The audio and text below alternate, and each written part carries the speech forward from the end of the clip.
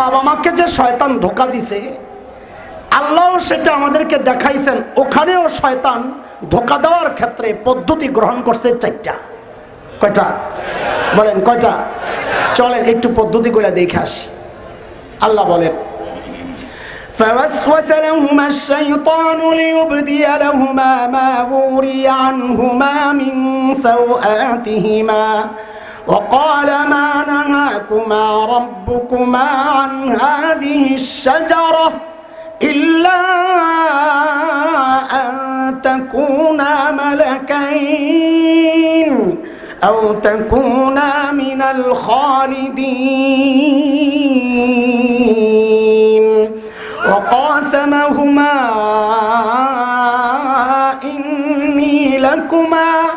إني لكما لمن الناصحين।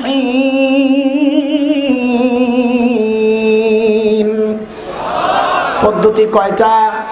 আমি আয়াতের তর্জমা করব না, দেরি হয়ে যাবে। কয় পদ্ধতি? 1 নম্বর, মা নাহাকুমা রাব্বুকুমা আন হাযিহিস শাজারা। ওলামারা বুঝেল নাকি? মারিফা না কেরার পেজ দিছে শয়তান। এবার আপনারা বুঝেন, ধরেন এই লাইনে কাঁঠাল গাছ আছে 10টা। আল্লাহ বলেছেন লা তাকরাবা হাযিহিস শাজারা, এই গাছের কাছে যাইবেন না। শয়তান এখন কয় কি, হুজুর ফল কেন খান না? ফল কেন খান না? আল্লাহ নিষেধ করছে। কয় হারে বেকল হুজুর, আল্লাহ তো আশ-শাজারা, এই যে 1 নম্বর গাছটা আছে না, নির্দিষ্ট গাছ, এই গাছের ফল খাইতে নিষেধ করছেন। আরো যে 9টা আছে ওটা তো মানা করে নাই। তাহলে আল্লাহর কালামের সর্বপ্রথম ব্যাখ্যা দিয়েছেন কে? জোরে কয় না, ডরাইতেছে। মুফাসসির হুজুরের নাম কি? মুফাসসির হুজুরের নাম কি? কাজেই নামের শুরুতে মুফাসসির, 5 তলা টুপি, ইয়া হাবাকাবা, গালের মধ্যে মাখা মুখা কিছু, এগুলা দেখাই কাইতে হয়ে যায় না। খবর লাগান ও লেখাপড়া করছে কার কাছে, নাইলে কিন্তু ধোকায় পড়বে। এটা একটা দিক। আরেকটা দিক বুঝেন, শয়তান আল্লাহর কালামের ব্যাখ্যা দিচ্ছে নবীর সামনে। কার সামনে? কার সামনে? অথচ আমরা জানি যে কোনো সময়ের জন্য যে কোনো নবী ওই সময়ের জন্য সর্বশ্রেষ্ঠ আলেম, সর্বশ্রেষ্ঠ জ্ঞানীকে সময়ের নবী। তাহলে ওই সময়ের শ্রেষ্ঠ জ্ঞানী কে ছিলেন? নবী। তো শয়তান আল্লাহর কালামের ব্যাখ্যা দিচ্ছে কার সামনে? ও, তাইলে তো অবাক হওয়ার কিছু নাই। শয়তান দিছে আল্লাহর কালামের ব্যাখ্যা নবীর সামনে। এখন শয়তানের দোসররা শরীয়তের ব্যাখ্যা দেয় নবীর ওয়ারিসদের সামনে। কথা বলতে হুজুররা কি বুঝে? আমরাও বুখারী মুসলিম সিয়াসিত্তা সব পড়ে লাইছি, পয়রা পয়রা রাস্তায় রাস্তায় গান গাই, আর টুকরিত করে বিদ্যুৎ বেশি সব পড়ে লাইছে। সুবহানাল্লাহ। আমি তো এক পিসাবরে খুঁজা অস্থির হয়ে গেছি। পিসাব শুনলাম বলে প্রতি রাতে 80 রাকাত তাহাজ্জুদ পড়ে। আমি কে হায় খোদা, আমি কই মরি দিলাম যাইয়া। এই পীর ছিলাম না, পীর তো আমার ভালো পড়ে গেছে। হায় খোদা, আল্লাহ পিসাবরে জেহানে রাহস ভালো রাখো, যেন 80 রাকাত তাহাজ্জুদ চালায়া যাইতে পারে। আবার আমিন কয় অসভ্যের দল। শয়তান যখন দেখলো 1 নম্বর ধোকায় কাজ হয় নাই, এইবার মানল 2 নম্বর, ইল্লা আন তাকুনা মালাকাইন।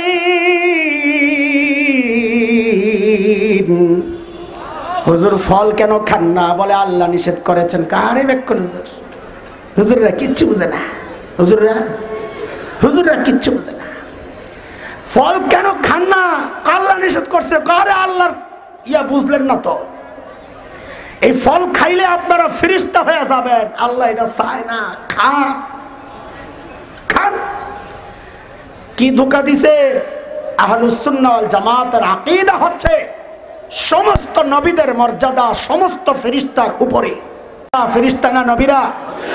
হযরত আদম নবী, তিনি ফল খায়া ফেরেশতা হতে যাবেন কোন দুঃখে? তা আদমকে ঠকাইতে চাইছে না জিতাইতে চাইছে? বলেন বলেন। মনে করছেন এই কৌশল শয়তানের বন্ধ হয়ে গেছে? না দোস্ত, এই কৌশল চলছে ছোটবেলা থেকেই আমাদের বিরুদ্ধে। এই কৌশল চলেছে। আমি যখন খুব ছোট, মুরব্বীরা বলেন আর কি, ওস্তাদরা বলেন, আমি নাকি খুব ব্রিলিয়ান্ট ছিলাম ছোটকালে, একদম মাথা নাকি পুরো পরিষ্কার ছিল। তো 6-7 বছর যখন ধানমন্ডিতে এক বাসায় আমরা ভাড়া থাকি, 80-র দশকের শুরুর কথা এটা। তো বাড়িওয়ালার মেয়েরা আমারে নিয়ে নিয়ে পড়াইতো বাংলা ইংরেজি, ওরা স্কুল কলেজ আমার বড় আপাদের সাথে চলতে। তো পড়াইতে নিয়ে দেখে আরে এটা কি জিনিস, যা বলে দিই পেরেলায়।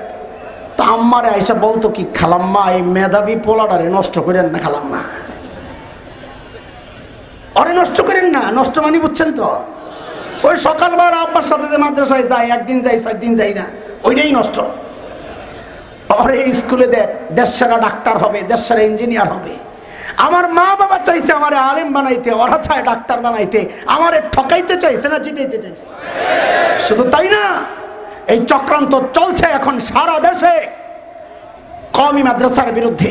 মাদ্রাসাওয়ালারা হীনমন্যতায় বহিগো না ভাই, যা আছি তা নিয়েই খুশি থাকো, আমরা ঠকি নাই, জিতেছি। আমি বলি এটা খুব গর্বের সাথে। এখন একটা শ্রেণী বের হয়েছে, মাদ্রাসার সিলেবাস সংস্কার করার জন্য তাদের যে কত মাথা ব্যথা। বিজ্ঞান ঢুকান, ইংরেজি ঢুকান, মাদ্রাসার ছাত্রদেরকে আধুনিক বানান। এক পোড়া কপাল সিলেট যায় দেখি মাদ্রাসা খুলছে, লেখা আধুনিক শিক্ষা ও মাদ্রাসা শিক্ষার সমন্বয়। কিন্তু একটা গাদা আস্থা। মাদ্রাসা শিক্ষা, দ্বীনি শিক্ষা হচ্ছে সর্বাধুনিক শিক্ষা ব্যবস্থা। ওটারে বানাইছে আধুনিক। মাদ্রাসা কি সেকেলে আমাদেরকে আধুনিক বানাইতে চায়, কিন্তু বিষয়টা কি? আলেমকে ওরা ডাক্তার বানাইতে চায়, ঘটনা কি? আলেমকে ইঞ্জিনিয়ার বানাইতে চায়। শোনেন, ভুল বুঝছেন না, আমরা ইংরেজির বিরুদ্ধে না। আমাদের মাদ্রাসাগুলোতে ইংরেজি পড়ানো হয় যতটুকু দরকার, বিজ্ঞান পড়ানো হয় যতটুকু দরকার। আমাদের মূল সাবজেক্ট হচ্ছে দিন শিক্ষা, কোরআন শিক্ষা, মানুষের কাছে দিন পৌঁছায়া দেওয়া। আমাদের ছেলেদেরকে আপনারা ডাক্তার কেন বানাতে চান, ইঞ্জিনিয়ার কেন বানাতে চান? কেন চান? ওই সূত্র পিছনের। নবী আলাইহিস সালাম বলেছেন, খায়রুকুম মান তাআল্লামাল কুরআন ওয়া আল্লামা। কোরআনের ছাত্র, কোরআনের শিক্ষক, তারা হচ্ছে জগতের সবচেয়ে মর্যাদার, সবচেয়ে দামি মানুষ তারা।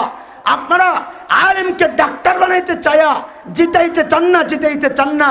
আলেমকে ডাক্তার বানাইতে চায় ঠকাইতে চান, কারণ আলেমের মর্যাদা বড়। শয়তান চাইছে নবীকে ফেরেশতা বানাইতে, শয়তানের দোসররা চায় আলেমকে ডাক্তার আর ইঞ্জিনিয়ার বানাইতে। অনেকে এটা নিতে পারে না, হজম করতে পারে না, গালাগালি শুরু করে। বিশেষ করে আমাদের সমাজের কিছু সুশীল আছে, যাদের কাজ হলো ফেসবুকে বড়দেরকে নিয়ে লেখালেখি করা, বড়দের খেদমতকে তুচ্ছ তাচ্ছিল্য করা। ওনারা আধুনিক সমাজ বানাইতে চায়। মাশাআল্লাহ, খুব ভালো। উনি নিজে এত আধুনিক হয়েছে মাদ্রাসায় পড়া, এখন রাস্তায় হাঁটার সময় ওনার মাথা গরম হয়ে যায়, টুপিটা খুললে হাঁটতে হয়। আর আমগো আল্লাহর বান্দারা যে পাগড়ি পইরা হাঁটে, হ্যাঁ মাথা তো গরম, এরা খালি লাফায়, তাই না? হ্যাঁ মাথা গরম লাগে, টুপি খুললে হাঁটা লাগে, কান্দে একটা ব্যাগ লওয়া লাগে। উনি সুশীল কবি সাহ, মাশাআল্লাহ। ওরা আবার কয় এত গাইয়া খ্যাত কেন আপনারা? যদি ছেলেরা আধুনিক হয়, আলেম হয়, ডাক্তার হয়, সমস্যা কি? আমরা কি? কোনো সমস্যা নাই। আমার ছেলে ডাক্তার হলে কোনো সমস্যা নাই। কিন্তু আমাদের প্রশ্ন, আমার এই মেধাবী ছেলেকে আমি ডাক্তার কেন বানাবো?